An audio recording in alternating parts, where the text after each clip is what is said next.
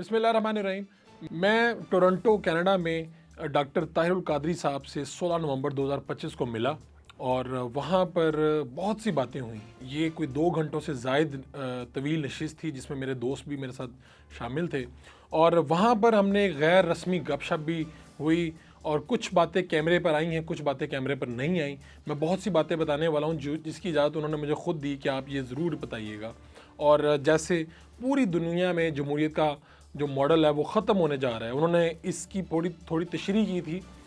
وہ یہ تھی کہ جس طرح جمہوریت جو ہے تھرڈ ورلڈ کنٹریز میں جمہوریت جو ہے آپ کو نظر آ رہا ہے کہ اس کا کیا حال ہے, لیکن جو بڑے بڑے ملک ہیں ان کی مثالیں دی, امریکہ, برطانیہ, وہاں پہ بھی ایک نقاب ہے, وہ نقاب بھی بہت جلد اٹھنے والا ہے, یہ طاہر القادری صاحب نے کہا. یہ ایک علیحدہ بات ہے کہ اس جو اب میں آپ گفتگو کر رہا ہوں, آپ یہ پہلے یہ غیر رسمی جو ہماری نشست ہے وہ گفتگو سن لیجئے طاہر القادری صاحب کے ساتھ, انہوں نے کیا کیا کہا ان کی زبانی سن لیجئے. اب ڈاکٹر طاہر القادری صاحب ہمارے ساتھ موجود ہے. آج میں کینیڈا میں ٹورنٹو میں ان سے ملاقات کے لیے آیا ہوں. ڈاکٹر صاحب آپ کا بہت شکریہ, آپ سے مل کر بہت اچھا لگ رہا ہے. تو آپ اپنی ترتیب بتا رہے تھے نا کہ بکس کے حوالے سے, خاص طور پہ آپ کو یہاں پر رہ کر بہت زیادہ کام کرنے کا موقع ملا, پھر آپ نے انفال القرآن کا ذکر کیا. میں نے جیسے بتایا کہ جب سے میں کینیڈا میں موو ہوں, سیٹل ہوں, آلموسٹ میرا علمی کام تصنیف و تعریف کا جتنا میں نے مکمل کیا ہے اور پبلش ہوا ہے اس کا اراؤنڈ 70% کام میں نے کینیڈا میں قیام کے دوران مکمل کیا, کیونکہ یہاں یہ جگہ میری ریٹریٹ کی خلوت کی جگہ ہے. سوائے تصنیف و تعریف کے میری کوئی اور مصروفیت نہیں, نہ کہیں جانا, نہ آنا, نہ ملنا, نہ خطاب, نہ تو یعنی معمول آپ کا کیا ہے, کتنے بجے آپ جاگتے ہیں, کتنے بجے سوتے ہیں, سارا دن اسی میں گزر جاتا ہے؟ یا سارا صبح اٹھنے سے لے کر جی, رات کو نصف شب سے قبل جب میں بیڈ میں جاتا ہوں تو سارا دن میرا کتابوں میں گزرتا ہے. اٹھتا ہوں وہی جو ناشتہ یا شام سے قبل ڈنر کیا. ڈنر میں 24 گھنٹے میں ایک کرتا ہوں. اچھا, آپ اس کو ڈنر کہہ لیں یا لیٹ لنچ کہہ لیں, کھانا جی ٹھیک. باقاعدہ میل میرا 24 گھنٹے میں صرف ہے. یعنی میں ایسا کبھی نہیں کرتا کہ ایک دوپہر کا کھانا اور ایک شام کا کھانا, یہ نہیں کرتا. تو ابھی تو وہ اور صبح کا ناشتہ. جی, پھر جب ڈنر کر لیتا ہوں یا لیٹ لنچ اس کو کہہ لیں یا ارلی ڈنر کہہ لیں, اس کے آلموسٹ 15-16 گھنٹے بعد اگر دن سے وہ ناشتہ کرتا ہوں, پھر عصر کے وقت کھانا. یہ بریک آتی ہے یا نماز کی بریکس ہوتی ہیں. اس کے بعد سارا وقت صبح سے رات تک میرا اپنی چیئر پر, ٹیبل پر, کتابوں میں گزرتا. صاحب تصنیف و تعریف. منہاج القرآن کا جو نیٹ ورک ہے یہ بہت وسیع ہو چکا ہے. مجھے کتنے ممالک میں یہ ملا, آپ بتا رہے تھے 100 ممالک میں تو یہ نیٹ ورک موجود ہے. اللہ کا اور یہ سارے نیٹ ورک کو کون دیکھتا ہے, کون چلا رہا ہے؟ کیونکہ آپ تو یہاں پر 24 گھنٹے آپ کی کتابوں میں گزر رہے ہیں, آپ نئی نئی کتابیں دے رہے ہیں پڑھنے والوں کو, تو وہ کس طرح سے چلتا ہے یہ کام, پورا نیٹ ورک کون چلاتا ہے اسے, آپ کے بیٹے یا باقی لوگ کس طرح؟ یعنی سن 2000 تک تو میں دیکھتا تھا. ٹھیک. آج سے 25 سال پہلے تک, بلکہ اس سے بھی 1-2 سال پہلے سمجھ لیں, میں نے اپنے آپ کو تحریک منہاج القرآن کا جو روز مرہ کا انتظامی اور تنظیمی کام ہے اس سے الگ کر لیا تھا گریجولی. جب میں پاکستان میں تھا, میں نے اپنے بچوں کی شادی میں صرف تحریک منہاج القرآن کے کارکنان کے گھر کی ہیں جو سمجھے مالی حوالے سے آپ ان کو لوور مڈل کلاس. ٹھیک. یہ آپ نے یعنی یہ اس کے پیچھے سوچ کیا کہا تھا؟ اب سوچ بڑی دلچسپ سوال ہے. سوچ غلط ہے, ایکسیپشنز ہوتی ہیں جی, کوئی اس کو غلط سمجھے یا صحیح سمجھے, ہر ایک کی اپنی اپروچ ہے. لیکن جو بات میں کہہ رہا ہوں یہ اس طرح کا اصول نہیں ہے کہ 100% یہ درست ہے اگر اس میں کوئی ایکسیپشن بھی نہیں ہے, ایسی بات نہیں. جی, مگر ہمیشہ جنریلٹیز پر قاعدہ بنتا ہے. جی عموماً یہ ہوتا ہے کہ آپ جتنا مالدار ہوتے چلے جاتے ہیں اللہ پاک آپ کو مالی وسائل دیتا ہے اور آپ اسی طرح کی آسودگی کی زندگی، فیسلٹیز کی زندگی، آپ کا معیار زندگی بلند سے بلند تک ہوتا چلا جاتا ہے. جی اس گھر میں جب بچے بچیاں پیدا ہوتے ہیں تو کم سے کم سلور سپون کے ساتھ پیدا ہوتے ہیں یا گولڈن سپون کے ساتھ پیدا ہوتے ہیں. انہیں حالات میں انہیں زندگی گزاری ہوتی ہے اور پھر اس طرح کے ماحول میں بچوں کی ترجیحات ڈفرینٹ ہو جاتی ہیں، پرائورٹیز ڈفرینٹ ہو جاتی ہیں. جی پھر جو تربیت ہوتی ہے اس کا فوکس بھی چینج ہو جاتا ہے.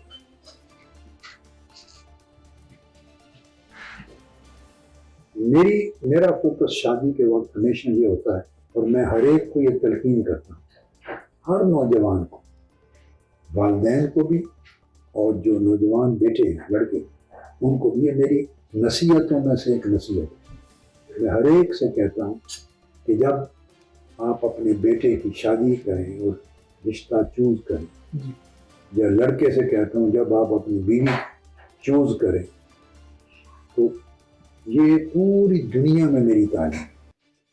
تو آپ اپنی بیوی مت تلاش کریں، اپنی اولاد کی ماں تلاش کریں. کیا بات، یہ میری نصیحت ہے. بڑی اچھی. اگر آپ کا سارا فوکس ہوگا کہ میں نے اپنی بیوی لانی ہے جی تو اولاد کیسی بنے گی بعد میں سر پکڑ کے روئیں گے. آپ فوکس کریں کہ میں نے ایسی خاتون لانی ہے جو مجھے نیک اولاد دے، نیک اولاد تیار کر کے دے. میں نے اپنی اولاد کی نیک بچوں کی ماں لانی ہے.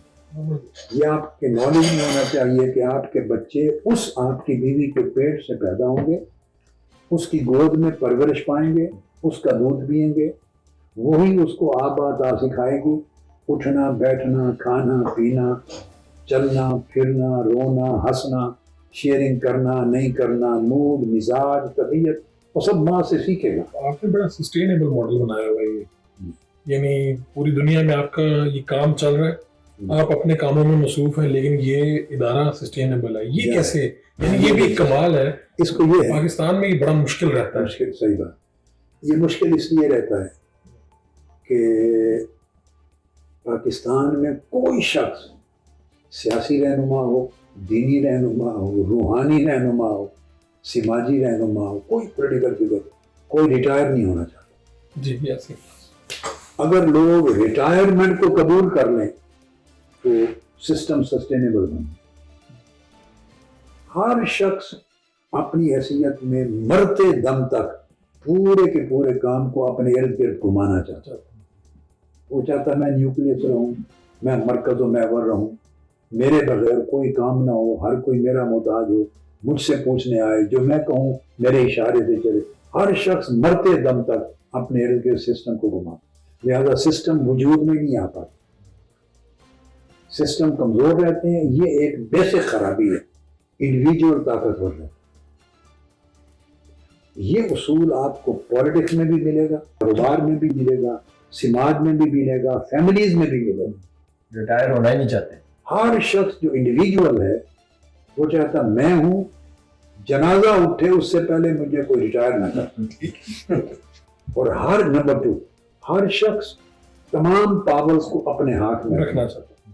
وہ کسی کو آگے ڈیلیور نہیں کرتا، منتقل نہیں کرتا، شیئرنگ نہیں کرتا. وہ جیسے بڑا درخت ہوتا ہے نا، بہت گھنا درخت، تو کہتا ہے جتنے پودے ہوں گے وہ میرے نیچے ہوں گے. وہ ساری زندگی پودے رہیں گے، وہ درخت نہیں بڑھ سکتے. اگر یہ لوگوں کی سمجھ میں آ جائے کہ یہ تباہی اور ہلاکت کا راستہ ہے تو ریٹائرمنٹ ہے. اگر یہ سمجھ میں آ جائے کہ آدمی ریٹائرمنٹ کو اس طرح خوشگوار طریقے سے قبول کرے جیسے اپوائنٹمنٹ کو قبول کیا تھا، تو ریٹائر بھی ہونا گوارا کرے، بڑی خوبصورت بات. شیئرنگ بھی گوارا کرے، پاور بھی شیئر کرے اور لوگوں کو تیار بھی کرے اگلی قیادت. اور وہ تیاری نہیں ہو سکتی جب تک آپ ان کو سونپتے نہیں ہیں، یعنی آپ ڈیلیگیشن آف پاور نہیں کرتے. مجھ سے تو یہ پوری لائف میں بڑے بڑے جو سربراہان اور بڑے بڑے ہیڈز حکومتی اور ریاستی اور بڑے بڑے عہدوں کے اور مختلف شعبوں کے مالک تو میری زندگی میرے ساتھ اٹھتے بیٹھتے اور پوچھتے تھے اور سوال کرتے تھے اور گائیڈ لائنز لیتے رہے اور انہوں نے تو بہت سی لکھ رکھی چیزیں بکس بھی تیار کرتے رہے انہوں لیتے تھے. میں تو ہر ایک عمر گزری سمجھانے میں ہر ایک کو ایک ہی بات سمجھا. صرف میں نے نیشنل اسمبلی سے ہی صرف ریٹائرمنٹ نہیں لی, پھر ایک ٹائم آیا تو میں نے پالیٹکس میں بھی ریٹائرمنٹ لی. بالکل. تو منہاج القرآن کی تنظیمی اور انتظامی ذمہ داریوں سے میں نے پالیٹکس سے بھی پہلے ریٹائرمنٹ لی, وہ ڈکلیئرڈ ریٹائرمنٹ لی, غیر محسوس انداز میں آپ پیچھے ڈکلیئرڈ تھے. تو میں جب لاہور میں تھا تو میں نے اپنے سیکریٹریٹ میں ڈیلی بیسس پہ جانا چھوڑ دیا. تو میں 1-2 سال ونس اے ویک جاتا تھا اور جو بھی ٹیم تھی پوری ان کو ٹرین کر دیا. پہلے میں نے 10-15 سال ان کی ٹریننگ پہ لگائے, پھر کہا خود کام کرو, آپ ٹھوکریں کھائیں گے, غلطیاں کریں گے, اٹھیں گے, سنبھلیں گے, جہاں سمجھیں کہ رہنمائی کی ضرورت ہے ان چیزوں کو جمع کریں, ہفتے میں 1 دن آ کے مجھے ملیں, گائیڈنس لے لیں. جب میں آفس میں آ جاؤں جس 6 دن آپ خود سیکھیں اور کریں, اگر کوئی ایمرجنسی ہو تو اجازت ہے مجھے مل سکتی ہے. پھر یہ کرتے کرتے 1-2 سال کے بعد میں نے 15 دن میں 1 دن کر دیا. بائی ویکلی آفس جاتا تو صرف اجازت ہے ناظم اعلیٰ کو, امیر تحریک کو, صدر کو, نائب ناظمین اعلیٰ اور آفس بیئررز اور جتنے ڈائریکٹرز یا جو شعبہ جات کے فورمز کے ہیڈز ہیں جن کو آپ ملتے ہیں ان کو اجازت تھی 15 دن میں 1 بار ملنے. اپوائنٹمنٹ بن جاتی تھی, سارا دن 16 گھنٹے میں بیٹھا رہتا تھا. تو جو چیزیں ہیں کوئی رہنمائی طرح مجھ سے سیکھو اور 15 دن اپلائی کرو, مسٹیکس کریں, غلطی کریں. اور دوسرا میں نے نیچے تک یہ آرڈر دے رکھا تھا کہ کوئی ڈائریکٹ مجھے اپنے مسائل اپروچ نہ کرے, اپنے پورے رینک وائز جو ایک سسٹم میں آئے اس کو ہیرارکی میں جائے, کاپی مجھے بھیجے تاکہ اوپر والے کو پتا ہو کہ میرے نالج میں آئی ہے. نیچے کی جو شکایت ہے, اگر کسی کو شکایت ہے تو اوپر والے ہیڈ کو علم ہو کہ میرے نالج میں آئی ہے, اس میں CC لکھ دیں میرے نام آئے, مگر لیٹ دیم ڈیسائڈ. پھر وہ خود ڈیسائڈ کرتے, فیصلے کرتے. غلط کریں گے تو اس کے اوپر اپیل جائے گی, پھر غلطی ہوگی تو اس کے اوپر تیسرے درجے پہ تمہارے 3-3, 4-4 لیولز ہوتے ہیں, اپیل جائے گی. وہاں بھی ڈسٹسفائیڈ ہے تو میرے پاس آئے. تو میں ان کو موقع دیتا رہا.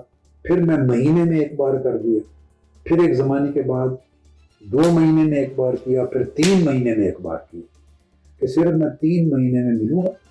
میں پھر سیکریٹریٹ جاتا تھا, لوگ صرف مجھے ویسے ملیں, میں ان کے ساتھ چائے پیوں گا, حال احوال لوں گا, کسی نے دعا کروانی ہے, رہنمائی پرسنل لینی ہے, بس ایسی بات کروں گا. مگر انتظامی تنظیمی تحریکی فیصلے میرے ساتھ نہیں ہوں گے. اس وجہ سے دنیا کے 100 ملکوں میں وہ ڈیولپ ہو کے یعنی مشن کو انسٹیٹیوشنلائز کرتی اور سسٹم کو مضبوط کرتی. پاکستان میں یہ رجحان نہیں, نہ فیملی میں کوئی کرنا چاہتا, نہ باہر کوئی کرنا چاہتا ہے, نہ مذہبی طور پہ کوئی کرنا چاہتا ہے, نہ سیاسی اور ریاستی طور پہ کوئی. ڈاکٹر صاحب, آپ کی جو اولاد ہے, جیسا 2 بیٹے ڈاکٹر حسن حسین اور پھر آگے گرینڈ چلڈرن, آپ کو کس میں, یعنی ڈاکٹر طاہر القادری کا تو کوئی نہیں بدل, لیکن آپ کو کون قریب لگتا ہے کہ یار جس طرح کا میں تھا اپنی جوانی میں, یہ اس کے اندر وہ کرنٹ ہے, یہ مقرر اس طرح کا ہے, یہ لکھتا اس طرح کا ہے؟ یہ بڑا دلچسپ سوال ہے. اس پر کوئی سینکڑوں مرتبہ ہمارے گھر گفتگو ہوئی ہے. اچھا. اور قریبی دوستوں میں بھی یہ بیٹھے ہیں, انہوں نے سنا ہوگا اس کا جواب. یہ اللہ کی شان ہے, میں اللہ کا شکر ادا کرتا ہوں. میرے 4 گرینڈ سنز ہیں جی, یعنی 2 بیٹے اور 2 گرینڈ سنز. تو میں چاروں کو بیٹا ہی کہتا ہوں کیونکہ وہ میرے پاس ہی پل رہے ہیں. 2 بیٹے اور 2 پوتے. جس شخص کا آپ پوچھ رہے ہیں ڈاکٹر طاہر القادری, وہ چاروں میں برابر تقسیم ہے. اچھا. کسی کے اندر کئی خوبیاں اس طرح سے, کسی میں دوسری, کسی میں اور طرح کی, کئی کامن ہیں, کئی ڈیفرنٹ ہیں. یعنی میں جب اپنے آپ کو دیکھتا ہوں تو چاروں میں تقسیم نظر. چاروں میں آپ کی جھلک کہ چوتھے کو آپ نے نہیں دیکھا, وہ چھوٹے ہیں احمد. اچھا. وہ تو بھی UFT سے بیچلر ڈگری کر رہے ہیں، تو حماد کو تو دیکھا سنا جی ہوگا، جی جی بالکل ان کے لیکچرز وغیرہ آتے سنے رہتے ہیں، ہیں۔ اسپیچز، اور ان کتابیں بھی انگلش میں کئی آ چکی ہیں۔ وہ انٹرنیشنل ریلیشنز میں PhD کر لندن، تو وہ اگلے سال کے اینڈ تک امید ہے کمپلیٹ ہو جائے۔ تو میں اپنے 4 اولاد میں، دونوں بیٹوں میں، حسن اور حسین دونوں میں، ڈاکٹر حسن ڈاکٹر حسین میں جدا جدا میں اپنے آپ کو تقسیم دیکھتا ہوں کہ میرے اتنے شعبے اس میں، اتنے شعبے اس میں، اتنے شعبے کامن ہیں۔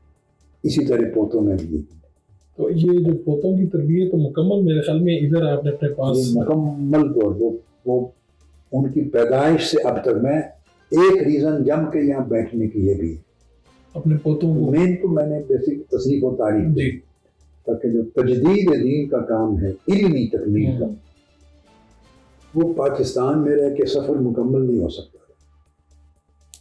وہاں سارا دن اتنی مصروفیات رہتی تھی، میں نے اپنے آپ کو مثلا تحریک منہاج القرآن کے تنظیمی کاموں سے تو الگ کر دیا،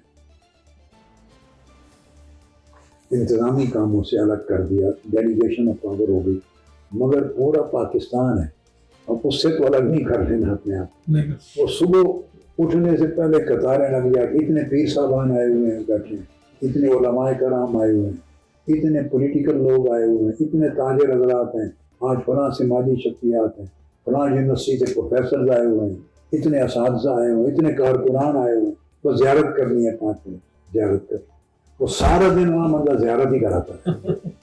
اسی میں گزر گیا اگر تنظیم سے وقت بچ گیا میرا، تو کارکن ڈسٹرب نہیں کرتے، ان کو ریئلائز ہو گیا کہ میں نے اپنا تصریف و تعریف کا کام کرنا ہے، تو وہ ڈسٹرب نہیں کرتے۔ جو دن میں نے ملاقات کا فکس کر دیا، میں سیکریٹریٹ جاتا تھا، وہیں ملاقات، مگر پورا ملک تو موجود ہے، ان پر تو کوئی پابندی نہیں، اور وہاں پاکستان میں یہ کلچر بھی نہیں کہ کوئی ٹائم لے کر آئے، لوگ آ جاتے ہیں بس آ جاتے ہیں۔ اور میرے گھر میں یہ کلچر نہیں کہ کوئی جھوٹ بولے، میں اگر گھر میں بیٹھا ہوں تو باہر کا ملازم نہیں کہہ سکتا کہ گھر میں نہیں، یہ ممکن ہی نہیں ہے۔ ہمارا کوئی گن مین، کوئی عام ملازم، وہ بھی جھوٹ نہیں بول سکتا کہ گھر نہیں۔ It can never happen in their life. جتنے ہمارے پرسنل سٹاف ہیں، آپ کبھی ان کو واچ کریں، ان میں کوئی ایک شخص، ڈرائیور، گن مین، سیکیورٹی گارڈ، مالی، جو بھی ہیں، آپ گھر پہ واچ کریں، آپ جتنے مہینے چاہیں، ایک شخص نماز بھی ترک نہیں کرے۔ ہیں کوئی گارڈ اور سیکیورٹی فوج سے آئے ہوئے لوگ یا رینجرز کے، تو وہ آپ کو ہر وہ بوزوں کے ساتھ ملے، یہ آپ کی تربیت کا آپ واچ کریں ان کو بے شک۔ اب یاد ہے نا، یہ آپ کو جملہ یاد ہے میرا کئی انٹرویوز میں، یہ 1914 2024 کے بھرنے کے بعد، جی جب وہ کئی کہتے تھے نا کہ وہ ان کو پیسے دے دیے، وہ جو شہداء کے خاندانوں کو، فیملیز کو، منہاج القرآن والوں کو دے دیے، کیس بیچ دیا، یہ ہو گیا، پیسے ڈیل ہو گئی، جی بالکل، یہ الزامات یہ سب لوگ چلاتے ہیں۔ یہ پاکستان کا بدقسمتی ہے کلچر ہے، پروپیگنڈا کلچر ہے۔ تو میں نے اس کے جواب میں یہ بات نیشنل ٹی وی چینلز کے کئی ٹاک شوز میں کہی تھی، کئی میں نے کہا آپ تحریک منہاج القرآن کو مجھے بھی چھوڑ دیں، میرے کارکنان کو، لیڈرز کو بھی چھوڑ دیں، ذمہ داران کو چھوڑ دیں، ڈیل ہو گئی، میرے اتنے پرسنل گارڈز ہیں، سیکیورٹی گارڈز، ان کے ہر ایک کے ہاتھ میں گن ہے۔ اگر پیسے سے یہاں کوئی بکتا ہے تو میرا ایک گارڈ خریدے۔ یہ آپ کو یاد ہے میرے انٹرویو بہت زیادہ میں نے درجنوں مرتبہ کہا، میں نے کہا میں کھلی آفر دیتا ہوں، میرا کو ان بیچاروں کو 2000 تنخواہ ملتی ہے، اس زمانے 2-2500 تنخواہ تھی، پھر 3000 ہو گئی، پھر 4000 5000 ہو گئی، اس تنخواہ سے تو گزر اوقات مشکل ہوتا ہے۔ تو آپ 2500-3000 تنخواہ لینے والے گارڈ کو آپ 50,000 دے دیں، لاکھ دے دیں، 5 لاکھ دے دیں، اس کی تو زندگی سمجھ، 10 لاکھ دے دیں، زندگی سمجھ گئی، اس سے کہیں ایک گولی ہے مار دو۔ میں نے انہیں بتایا رات کو یہی میرے کمرے میں ہوتے ہیں، مساج بھی کرتے ہیں اگر میری ٹانگوں میں درد ہو جائے، گن ان کی ساتھ پڑی ہوتی ہے، کوئی تیسرا آدمی نہیں ہوتا جو دیکھے، تو بس جو میری آنکھ لگے تو شوٹ کر دو، بڑا آسان کام ہے۔ اور پتہ نہیں دنیا میں کتنے لوگوں کو مروایا گیا ان کے گارڈ سے، بالکل مروایا جاتا ہے۔ تو آپ ان کو 1-2 ملین دے دیں کسی گارڈ کو جو بیچارہ 2000 تنخواہ لے گا، اس کو دے کے تو ڈیل کر کے دیکھ لیں کہ گارڈ بھی بکتا ہے کہ نہیں. تو جن کے ہاں ذاتی ملازم ڈرائیور اور گارڈ بھی نہیں بک سکتا تو اب ان کی تحریک کے باقی لوگوں کی کیا بات ہے کہ انہوں نے کوئی لین دین کیا ہو. تو یہ کردار سازی ہوتی ہے. میں نے پوری زندگی اس پر محنت کی, اللہ کا شکر ہے. یہ کریڈٹ میں نہیں لیتا, میں اس قابل نہیں ہوں, صرف اللہ کی رحمت سے. اللہ, آپ کے کوئی دوست وغیرہ جو زمانہ طالب علمی کے, کیا وہ آج بھی آپ کے دوست ہیں, یا کوئی پرانے رفقا جو ان کی آپ کو یاد آتی ہو پاکستان میں ہیں, یا جن سے رابطہ رہتا ہو, چاہے وہ سیاستدان ہوں, چاہے وہ زمانہ طالب علمی کے دوست ہوں؟ یا وہ جتنے بھی میرے بیسک دوست تھے چھوٹی عمر کے, وہ تو جانتے تھے. ٹھیک. وہ آلموسٹ اپنی اپنے زمانے میں سارے, جب تحریک معراج القرآن بنی تو رفقا بن. یہ جو دوستی عقیدت میں چینج ہو گئی اور رفاقت میں چینج ہو گئی. یہ کسی کے کام کی سچائی کی سب سے بڑی شہادت ہے کہ آپ کے بچپن کے دوست جو آپ کو جانتے ہوتے ہیں, جن کے ساتھ بچپن گزرا ہے سارا, جنہوں نے بچپن میں آپ کو دیکھا ہے اور پوری لڑکپن اور جوانی دیکھی ہے, وہ جب آپ اتنا بڑا کام شروع کریں تو وہ آپ کے فالوور اور رفیق بن. سب سے مشکل کام ایسے ہوتا ہے کہ پاس والے یقین کریں کب کوئی کام مشکل شروع کریں. دوسرا فیملی والے جی, جو اعزا اقارب ہوتے ہیں, کزنز, آپ کے سسرال کے لوگ, آپ کے ننیال کے لوگ, آپ کے فلاں. میرے جتنے دور و نزدیک کے ریلیٹیو ہیں, رشتہ دار ہیں, جہاں لوگوں میں شریکہ ہوتا ہے, وہ سارے لائف ٹائم ممبر ہیں میرا. ایک بھی باہر دوستوں کا بھی جو کھیلتے تھے, وہ ایک تو وہ رشتہ کنورٹ ہو گیا اس میں, تو وہ اب اتنا زمانہ گزر گیا, کبھی کبھار ملتے ہیں, اپنے اپنے جگہوں پر کہیں چلے گئے کہیں بات. پھر جو لاہور کے زمانے میں جو ماسٹرز وغیرہ کے تھے, وہ بھی کئی زندہ ہیں, کئی دنیا سے رخصت ہو گئے, مگر وہ بھی, ان میں بھی میرے کئی کلاس فیلو تھے ماسٹرز اور لاء کے زمانے تک بھی, وہ بھی لائف ممبر ہو گئے تھے منہج القرآن. اور وہ سرگودا, کوئی کہاں بہاولپور, کوئی ہارون آباد, وہ اپنے اپنے علاقوں کے ڈویژنل صدر رہے منہج القرآن. میری وہ نوجوانی میں جو میرے کلاس فیلو ایک تعلق گزارا تھا. کئی ایسے ہیں جو لائف ٹائم ممبر تو نہیں بنے تھے, مگر دوستی تھی, ان کا تعلق آج بھی اسی طرح عزت ہو رہا. ان میں یہ ریٹائرڈ جسٹس ہیں نذیر غازی صاحب, جی بالکل, میزبان بھی ماسٹرز کے کلاس فیلو تھے. تو کہ اس طرح اپنے اپنے پروفیشن میں لگے ہوئے ہیں, لیکن کئی ایسے دوست ہیں جن کے ساتھ تنظیمی تحریکی تعلق تو کبھی نہیں بنا, مگر ایک باہمی احترام کا رشتہ قائم ہے. جن میں مشاہد حسین سید ہیں, اور ہم کولیگ تھے پنجاب یونیورسٹی میں, ہم لیکچرر ایک ہی زمانے میں, میرے ساتھ بڑی قربت اور محبت.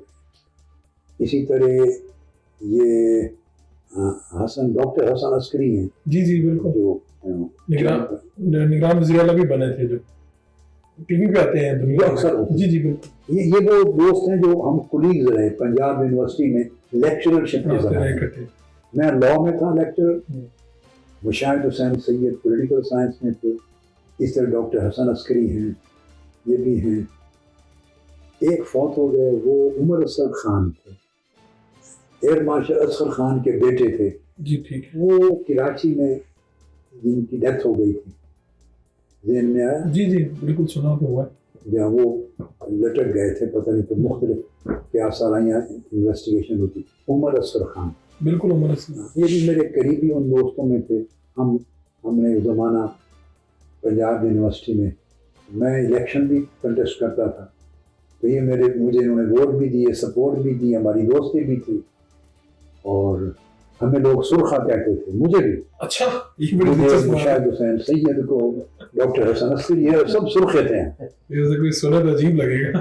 جی آپ ان سے پوچھیے, ان سے کبھی ملاقات ہو تو پوچھیے. اس طرح فرمایا تھا کہ چونکہ وہ کچھ لوگ تھے جو اس وقت اسلام کے ٹھیکیدار کہلاتے تھے, تو ہماری ان سے یونیورسٹی کے اندر انتخابی جو اکیڈیمک کونسل بنتی ہے, یا یونیورسٹی کی سینٹ بنتی ہے, یا یونیورسٹی کی جو ٹاپ کی ایگزیکٹو باڈی ہوتی ہے, کیا سنڈیکیٹ بنتی ہے. میں نے تینوں الیکشن لڑے اور جیتے ہوئے تینوں. تو مجھے رائٹ لیفٹ بینک کا 100% ووٹ ملتا تھا, اس وقت تقسیم ہوتی تھی Punjab university right left. Right اور لیفٹ میں. یہ میں 1978 79 1980 81 82 زمانے تبھی نعرے لگتے تھے نا ایشیا سبز ہے. سب وہ تو پہلے سے لگتے تھے, ٹھیک. وہ تو 70s کے اوائل سے لگتے تھے, مگر میں تو آپ کو 78 79 اور 80 81 82 اس زمانے کی بات کر رہا ہوں. اس زمانے میں وہی چلا آ رہا تھا سبز اور سرخ کا. یہ سبزیں ہیں, یہ سرخیں ہیں, یہ اسلام پسند ہیں اور یہ سرخیں ہیں یا سوشلسٹ ہیں وغیرہ وغیرہ. تو میرا شمار لیفٹسٹ میں, سوشلسٹوں میں کرتے. کمیونسٹ تو ڈر کے مارے نہیں کہہ سکتے تھے کیونکہ اس وقت اگر اسلام پر کوئی سوال ہو تو پنجاب یونیورسٹی میں اور علمی حلقوں میں کوئی نمائندہ اسپوکس پرسن بھی میرے علاوہ اور کوئی نہیں ہوتا. ڈال بھی میں ہی تھا اسلامی یعنی افکار کی اور اسلام پر لگنے والے الزامات کا دفاع کرنے. وہ تو نہیں کہہ سکتے تھے, مگر اندرونی تقسیم میں ان کے حساب سے لیفٹ کے کھاتے میں تھا. تو جب بھی الیکشن کنٹیسٹ کرتا تھا تو لیفٹ جو بلاک ہے نا لیفٹسٹ, تو ان کا تو 100% ووٹ مجھے ملتا تھا اور جو رائٹسٹ کہلاتے تھے ان کا 50% ملتا. تو میں پنجاب یونیورسٹی کی تاریخ میں ہائیسٹ ووٹ لے کے جیتتا تھا, چونکہ کراس ووٹنگ نہیں ہوتی. جو لیفٹسٹ کہلاتا ہے اس کو لیفٹ ووٹ دیتے, رائٹسٹ کا ادھر سے ملنا, آپ کو ادھر نہیں جانا.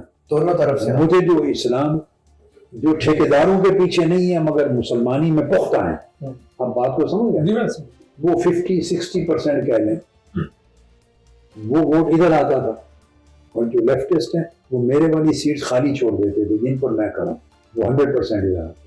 تو یہ سارے پرانے کولیگ ہیں, اس طرح کے دوست بھی ہیں. تو کئی ایسے بھی ہیں جو تحریکی ذہن کے پھر جڑ گئے, کسی ذہن کے ساتھ رہے ہیں. پاکستانی تو آپ کو بہت مس کرتے ہیں, پاکستان کے عوام.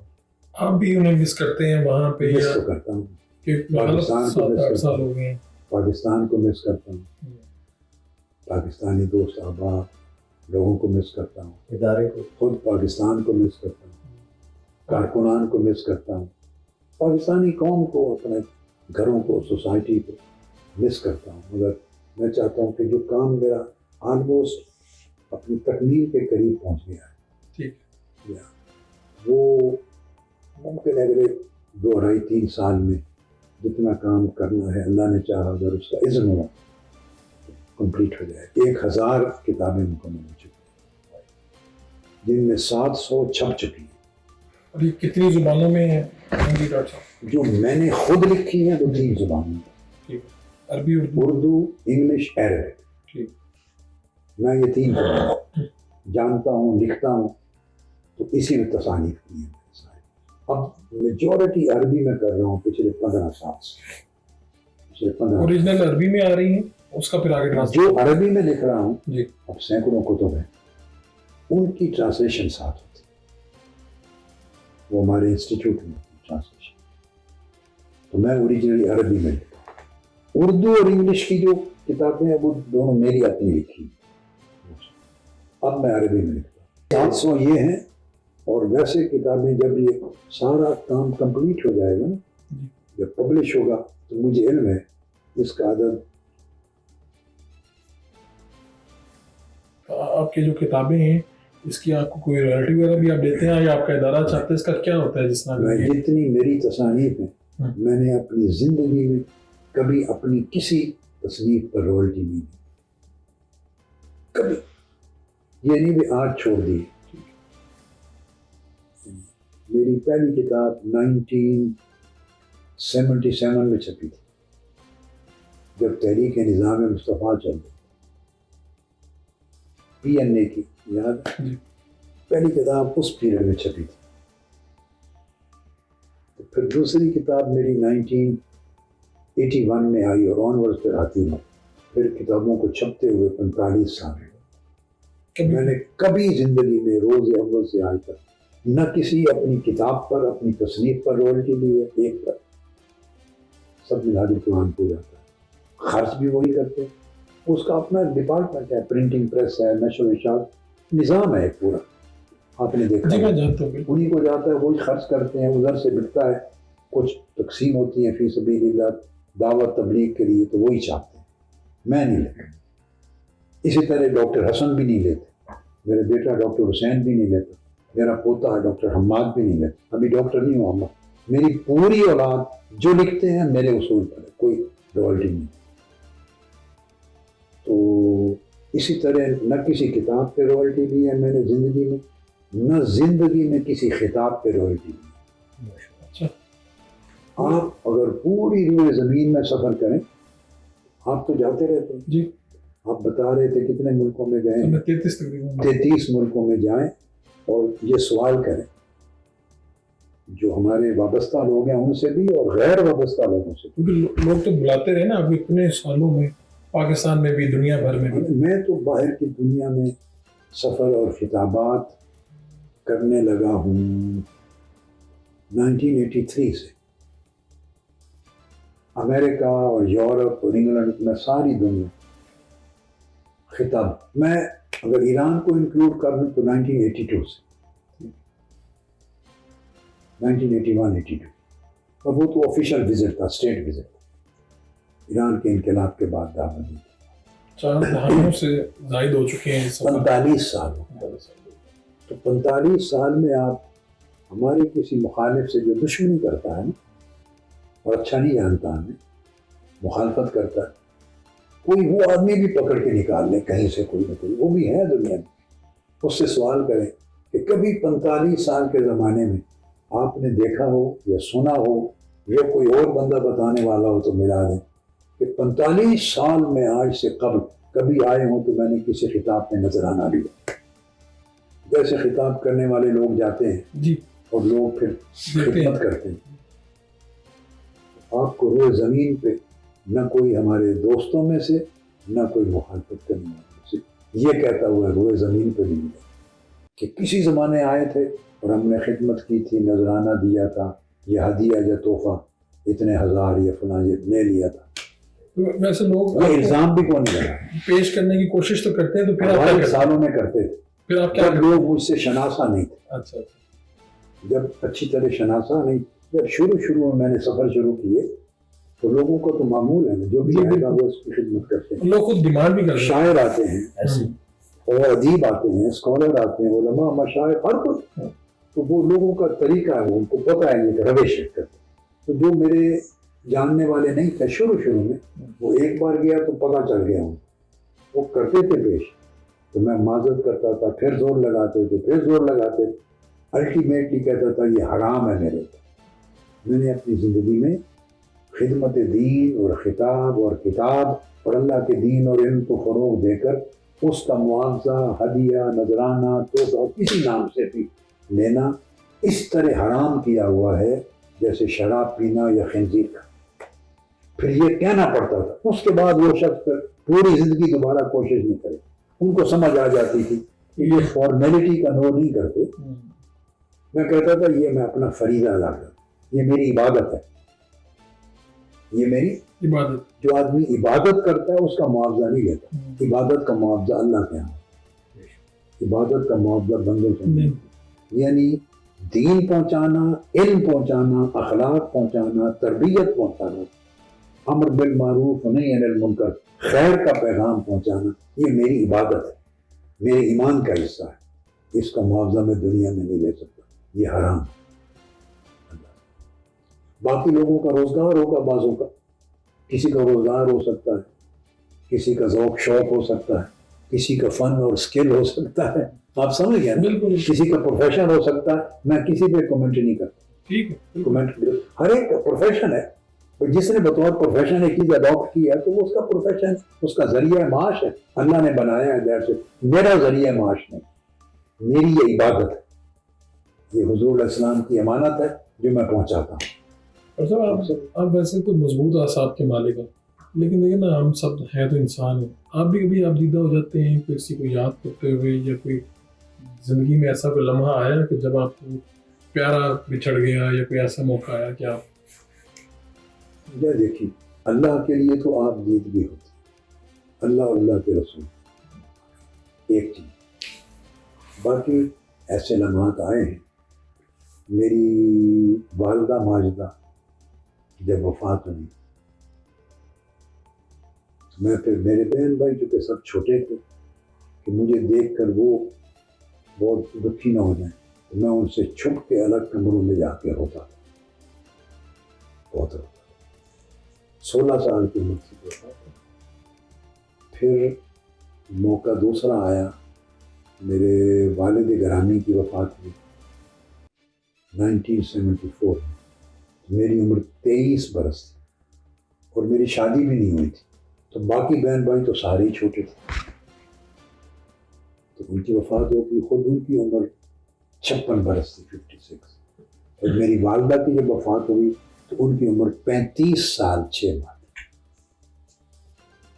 35 سال 6 ماہ، بہت ارلی۔ میں 16 برس کا تھا۔ اس زمانے شادیاں ینگ ایج میں ہو جاتی تھی۔ تو والد صاحب کی وفات، میں اسی طرح اپنے بہن بھائیوں کو، تاکہ وہ زیادہ نہ روئیں میری حالت دیکھ کر، تو میں چھپ کے باہر کھیتوں میں چلا جاتا تھا، ضبط کرتا تھا سب کے سامنے اور تنہا جا کے۔ پھر ان کی وفات کے 1.5 سال میں میرے چھوٹے بھائی کی ڈیتھ ہوئی، محمد جاوید کا۔ ان کی عمر اس وقت 21 سال تھی، میرے دست و بازو تھے۔ میں نے اس زمانے جنگ میں محاذ حریت کے نام سے ایک تنظیم بنائی تھی، لبریشن فرنٹ۔ تو نوجوانوں کو فکری تربیت کرتا تھا، ایک انقلابی سوچ دیتا تھا، اور خطابات اور درس و حلقات ہوتے تھے۔ وہاں سے میرے فکر کا آغاز ہوا ارلی 70s میں، جو بعد میں 81 میں جا کے منہاج القرآن لاہور بنایا۔ تو وہ اس میری محاذ حریت میں بہت ایکٹیو ہونا تھا۔ تو میرے اوپر اس کو عشق تھا، مجھ سے جان دیتا۔ تو 21 سال کی ڈیتھ ہوئی، تو میں پھر سب کے سامنے ضبط کرتا تھا، تنہا بہت روتا تھا۔ تو ایسے مواقع آتے رہے۔ یہ عوامی تحریک کا کب خیال آیا آپ کو، پاکستان عوامی تحریک؟ یہ جو ایک سٹرگل ہے نا، پوری کی پوری سماج کا نظام بدلنا، ظلم اور استحصال کا خاتمہ کرنا، ایک ایسا نظام لانا جس میں صرف جسٹس ہو، انصاف ہو اور عدل ہو، غریب امیر کمزور طاقتور کا امتیاز نہ ہو، بلکہ یہ آئیڈیل ایسا معاشرہ بنانا جس میں لوگوں کو اپنے حقوق مانگنے نہ پڑے، خود حقوق مل جائیں۔ تو ہر شخص اپنے فریضہ کی ادائیگی کرے، ہر شخص اپنے فرض کی ادائیگی کرے، تاکہ حقدار کو حق خود بخود مل جائے۔ یہ میرا تھیم تھا 1971 سے، 1971 سے، جب میں ماسٹرز کر رہا تھا پنجاب یونیورسٹی میں۔ اس زمانے کی جو میری ڈائریز ہیں پرسنل، ان میں یہ سب میری ڈائریز میں میری پرسنل یادداشتیں لکھی ہوئی ہیں، میرے اپنے قلم سے چھپی ہوئی بھی۔ میری ایک کتاب ہے قرآنی فلسفہ انقلاب، 2 والیومز میں۔ میری اپنی جو ذاتی یہ تحریریں ہیں، ان کا سکین کر کے منہاج القرآن کی پبلیکیشنز نے میری ان 2 والیومز کی کتابوں کے اینڈ پر وہ چھاپی ہوئی، 1972 کی، 73 کی، 75 کی میری تحریر۔ یہ سارا فکر اس وقت سے تھا۔ تو وہ شیپ اپ تو نہیں ہوا تھا کہ کوئی جماعت کس شکل میں بنے گی، مگر تھاٹ اس نظام کے خلاف جنگ کرنا اور لوگوں کے حقوق اور پسے ہوئے لوگوں کو عزت کی زندگی دینے کے لیے سٹرگل کرنا، یہ ینگ لائف سے میرے خون میں، میری سوچ میں تھا۔ تو میری ساری وہ زندگی اسی سوچ میں، پڑھائی میں، مطالعہ کرنے میں، چیزوں کو شیپ اپ کرنے میں گزری۔ جو تحریک منہاج القرآن پر منتج ہوئی، یہ اس کا مذہبی فیض تھا۔ پھر منہاج ویلفیئر فاؤنڈیشن بنائی تو سماجی اور فلاحی فیض آ گیا۔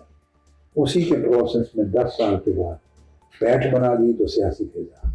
ایک نیچرل ایمرجنسی، یعنی یہ 20 سال پہلے سے یہ خیال شروع تھا، 1971۔